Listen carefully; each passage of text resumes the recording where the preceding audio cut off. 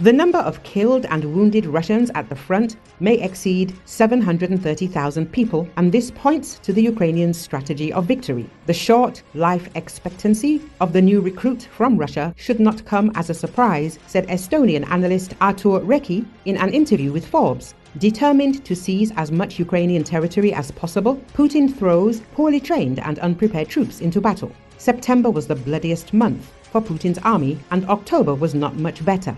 Every day, the Ukrainian Armed Forces sent up to 1,500 occupiers straight to Kobzon.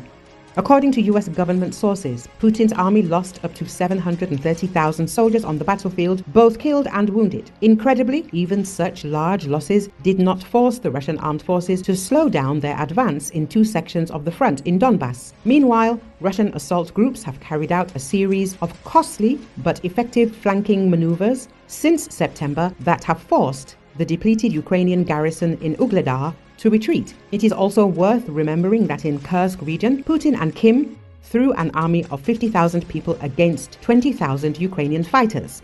That Russia can maintain its momentum on the battlefield despite catastrophic losses is one of the great paradoxes of the larger war.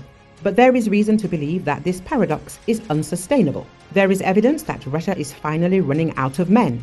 Today, Russia spends 6% of its GDP on the war with Ukraine, which is twice as much as the US spends. This policy of Putin led to inflation in the Russian Federation reaching a ceiling of 8%, and the Central Bank of the Russian Federation raised the interest rate to 21%. There are no more investments, and the plant management cannot find new labor force. At the same time, the ruble is rapidly falling.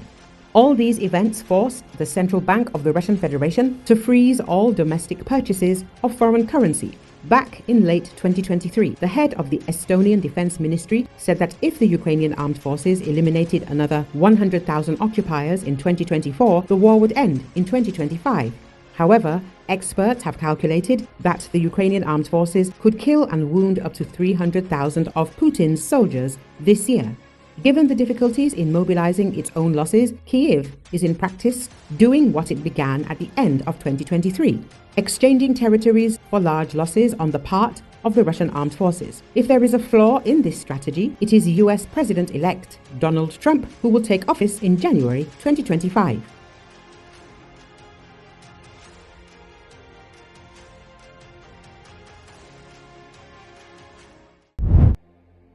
Russian President Vladimir Putin said Thursday that Russia's forces overnight hit 17 targets, military facilities, defense industry facilities and their supporting systems. The strikes were carried out by 90 missiles and 100 drones, the Russian president said. These strikes from our side took place also in response to the incessant strikes on Russian territory by American missiles, Putin said.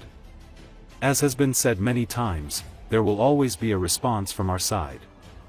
Putin warned that Russia's response could include more strikes with the new intermediate-range missile Orshnik, and listed military facilities, defense industry facilities and decision-making centers in Kiev might be among future targets.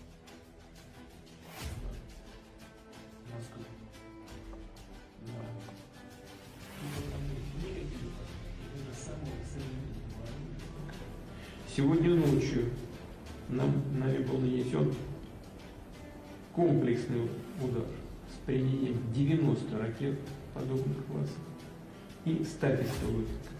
Поражено 17 целей. Это военные объекты, объекты оборонной промышленности и системы их обеспечения. Повторю еще раз, эти удары с нашей стороны состоялись также в ответ на непрекращающиеся удары по российской территории американскими ракетами. Как уже говорил неоднократно, с нашей стороны ответ всегда будет.